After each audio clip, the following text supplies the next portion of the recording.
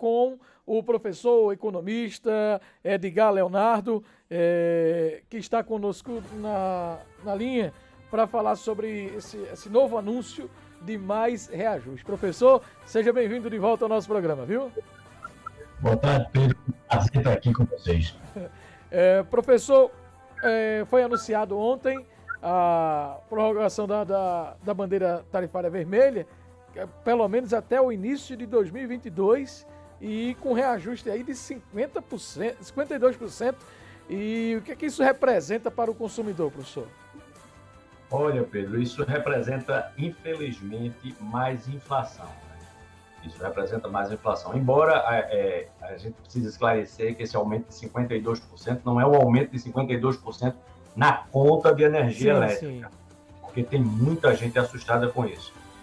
Não estamos de forma nenhuma minimizando o aumento, porque esse aumento ele já é associado a outros aumentos que a gente tem, né? Então é um aumento exatamente na tarifa da bandeira vermelha patamar 2, que vai sair lá de 6,24 para 9,49, né, para cada 100 kWh. Mas é mais um aumento, né? Mais um aumento, se você for pensar que é mais um aumento de eletricidade, em um momento onde a gente tem aumento pesado na inflação de alimentos, onde a gente já tem um aumento de combustível também significativo. Infelizmente, é mais inflação, Ed. Uhum. Professor Edgar, é comum um reajuste, um percentual alto como esse, nesse período do ano? Fala-se na crise hídrica, e isso desencadeia, por exemplo, para as empresas, o efeito deste aumento pode ser sentido com muita força, ou a gente pode considerar um aumento dentro da normalidade? Vamos separar essa tua pergunta em duas partes. Por favor. Tá, vamos lá. Em primeiro lugar, se é normal um aumento desse tipo. Na verdade, o Brasil, tá, se você for lembrar direitinho, no governo Fernando Henrique Cardoso, nós começamos com racionamento de energia elétrica, né? E, infelizmente, no Brasil, a gente não criou até hoje uma cultura de se planejar, né? Porque a gente tem que se planejar para o que vai acontecer nos próximos anos. Então, a gente começou racionamento lá com o Fernando Henrique Cardoso há 20 anos atrás, são 2 décadas. Isso já demonstrava a nossa fragilidade diante da ausência de chuvas, ou seja, o Brasil depende, né, de ter eletricidade se chover. Claro que o nosso cenário é bem diferente do que era 20 anos atrás, a gente tinha uma dependência de cerca de 90% de energia hidroelétrica. Hoje isso caiu para algo entre 60% e 70%. Todavia, ainda é uma grande dependência. E não tomamos medida nenhuma significativa para que pudéssemos resolver essa questão. Isso é muito sério, né? Porque nos anos que nós temos chuva, e aí é engraçado porque algum ouvinte pode estar dizendo assim, mas aqui está chovendo, e como é que tem uma crise hídrica? Na verdade, é importante chover em pontos específicos da região brasileira que possam gerar um fluxo nos rios que vão alimentar exatamente as usinas hidrelétricas. A maior parte na região sudeste, onde está o maior consumo de eletricidade, e depois na região nordeste. O que acontece é que, mesmo com todas as melhorias que tivemos, a gente ainda depende muito de chuva. Então, esse é um problema muito sério. A medida que se tomou no Brasil, né, que poderiam ter sido escolhidos outros caminhos mais eficientes, foi exatamente a adoção de termoelétricas, que queimam combustível, queimam diesel para gerar eletricidade. E aí você perguntou do impacto. Olha, com a minha explicação anterior, já deu para perceber que se nós tivermos anos que não chovem, nós vamos ter aumento no preço da energia elétrica. Acabou, porque nada foi feito para resolver isso. E nós estamos em um ano, que é importante salientar, com seca em toda a América. A gente tem seca nos Estados Unidos, incêndio nos Estados Unidos. A gente tem seca no Brasil e a gente tem, inclusive, seca na Rússia, que é um outro grande produtor de grãos. E por que eu estou falando isso? Porque você falou, e as empresas? Quando a gente tem uma crise hídrica que está disseminada pelo mundo inteiro, a gente tem uma redução da produção mundial de alimentos. No Brasil, 70%, pouco mais de 70% da água, ela é despendida com irrigação. Então, se a gente tiver que economizar água para gerar eletricidade, porque a gente não pode deixar de ter eletricidade, a gente certamente vai comprometer uma parte importante, né, da geração de riqueza no Brasil, que é a produção do agronegócio. A gente vai acabar encarecendo ainda mais alimentos, a gente vai acabar encarecendo ainda mais uma série de produtos. E aí você diz, e para os empresários de maneira geral? Vamos pensar então, não mais os empresários do agronegócio, porque esses empresários eles são automaticamente impactados, não apenas pelo custo da energia elétrica, mas por terem que economizar água e eles precisam muito de água para produzir. Isso vai afetar o PIB, como aconteceu em 2001. Mas para aquele empresário, que deve ser aquele empresário que você pensou inicialmente, que é o industrial, aquele cara que está dentro da área urbana da cidade, que tem uma fábrica, imagine que a fábrica precisa ter energia elétrica para que as máquinas funcionem, para que os computadores funcionem, para que ela tenha iluminação artificial, para que ela tenha conforto térmico. Dependendo da produção, ela pode usar, inclusive, equipamentos refrigerados, pode usar freezers, câmaras frigoríficas. Tudo isso consome energia elétrica. Energia elétrica é imprescindível para o crescimento da economia. E isso é um gargalo importante e certamente vai pressionar os custos da produção, gerando mais inflação, Pedro. Professor Edgar, atrelado a essa questão da energia elétrica, a gente tem acompanhado aumento do combustível, aumento dos alimentos, como nós citamos aqui, aumento do gás de cozinha. Como é que o consumidor, o cidadão comum, ele pode driblar todos esses aumentos ou diminuir o impacto causado no orçamento? Olha, Pedro, é uma coisa que a gente sempre tem repetido. A gente tem um nível de endividamento que, inclusive, agora publicado pelo Banco Central, bateu recorde novamente. A gente tem um momento de uma pandemia, devido à pandemia, uma crise mundial, essa crise piorando a situação do desemprego, com o desemprego, queda de renda, associado a esse processo de crise, nós temos um processo inflacionário que faz com que o trabalhador, com que o cidadão perca a sua capacidade de compra, ela perde poder de compra. Cada vez mais se faz importante que as pessoas tenham uma boa gestão de suas finanças pessoais. Uma boa gestão de suas finanças pessoais é o que vai permitir que as pessoas possam, de alguma forma, se salvaguardar de eventuais crises.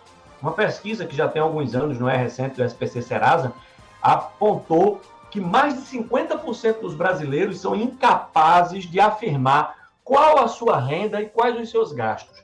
Se alguém não sabe quanto ganha e quanto gasta, como essa pessoa pode, de alguma forma, fazer uma boa gestão das suas finanças? Então é importante que as pessoas conheçam quanto tem de renda, quantos são seus gastos, com o que gasta, e ela possa, de alguma maneira, compatibilizar. Inclusive, fica essa dica. Se puder, anote todas as suas despesas, verifique. Às vezes você pode, por exemplo, estar gastando com eletricidade mais que o necessário. Às vezes você pode estar, por exemplo, todos aqueles utensílios domésticos que você tem, que precisam aquecer, ferro de passar roupa, chuveiro elétrico, eles têm uma resistência elétrica ali. E certamente vai gastar muito mais energia do que outros equipamentos. Inclusive que você não pode desligar como a sua geladeira. Mas você pode melhorar a eficiência. Você pode baixar a temperatura da tua geladeira para que ela não fique no máximo. Você pode, por exemplo, acumular as roupas e passar a roupa apenas uma vez por semana. Você pode não passar a roupa à noite, que é o período que precisa de mais energia elétrica, inclusive a tarifa é mais cara. Você pode usar o teu ar-condicionado, se for o caso, mas programar ele ou tentar desligar ele na madrugada, porque muitas vezes a gente desliga o ar-condicionado quando acorda e sai. E aquele ambiente ele ficou refrigerado pelo menos até metade do expediente sem ninguém utilizar.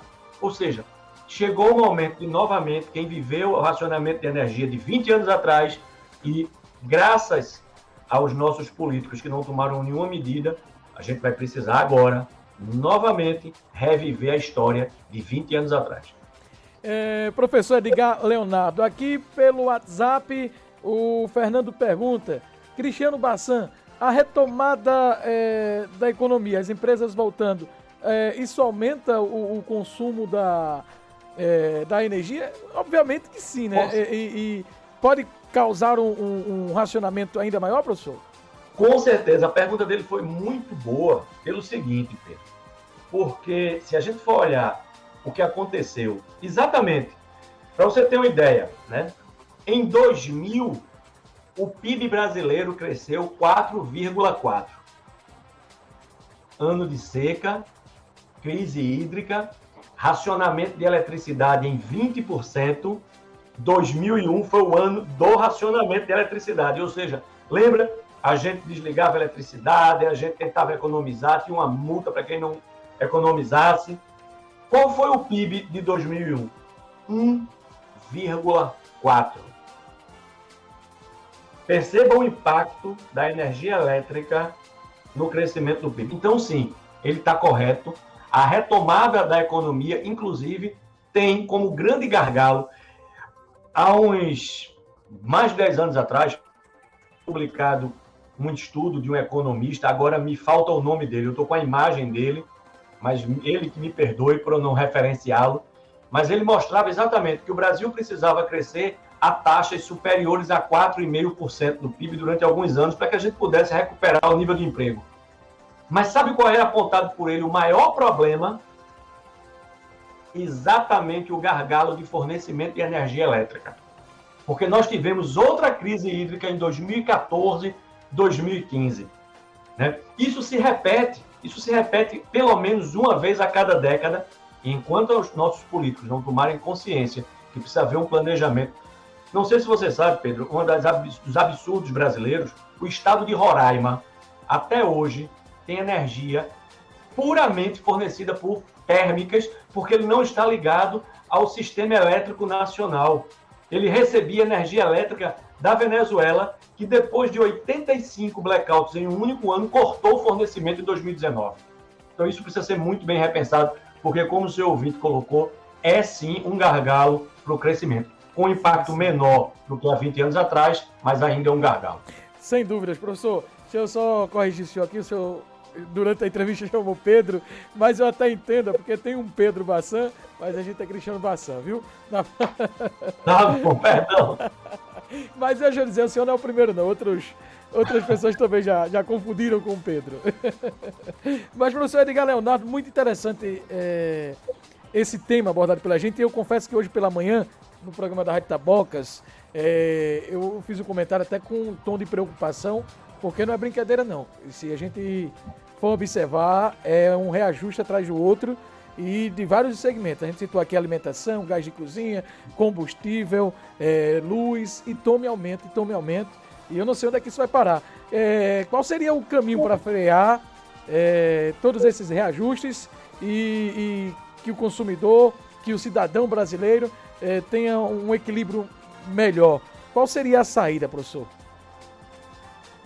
Infelizmente, a gente não tem essa receita, pelo menos no curto prazo, porque isso depende de uma série de variáveis, que são variáveis muitas vezes externas. Por exemplo, o dólar hoje, mesmo apresentando nos últimos dias uma tendência de patamares mais baixos do que ele se encontrava há mais tempo atrás, há 2 meses, um mês atrás, mas ainda assim o dólar está com um valor mais elevado, ou seja, o nosso real está mais desvalorizado.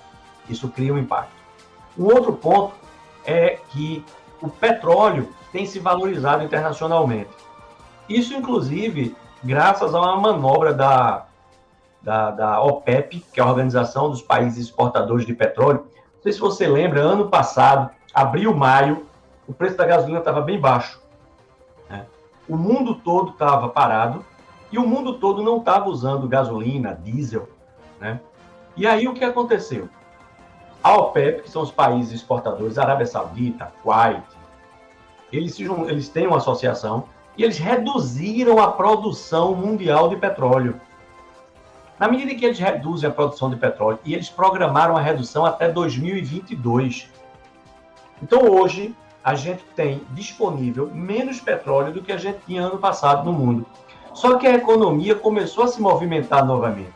E aí não precisa ser economista para entender que se você vai à feira e tem menos tomate e as pessoas todas estão procurando tomate, o preço do tomate vai ficar mais caro, não é verdade? Sim, sim. Então, A gente tem um nome para isso, a gente chama de lei da oferta e da demanda. O que acontece é que o preço internacional do petróleo está alto, gasolina está alta, está havendo uma procura muito grande por alimentos no mundo, inclusive por conta da seca. Os níveis de estoque internacionais de uma série de itens, soja, milho, arroz, eles estão mais baixos. O que acontece? Esses produtos estão mais caros. Para você ter uma ideia, a produção de suínos, o Brasil exportou muitos suínos para a China, por conta da China ter perdido sua produção de suínos em 2019 para 2020, com problemas sanitários. A produção de suínos teve uma exportação muito boa, o custo de produção de suínos aumentou 40%. Por quê? Porque você precisa comprar farelo de milho, ração, e tudo isso está mais caro. Então você impacta, tá, o processo inflacionário com variáveis externas. Existem, então, medidas que podem ser tomadas para frear a inflação? Claro que sim. Só que aí, amigo, tem um problema muito sério, que é o seguinte: nós estamos com um nível de desemprego muito alto e a economia está com o PIB precisando crescer para gerar emprego e gerar renda. E aí há uma incompatibilidade.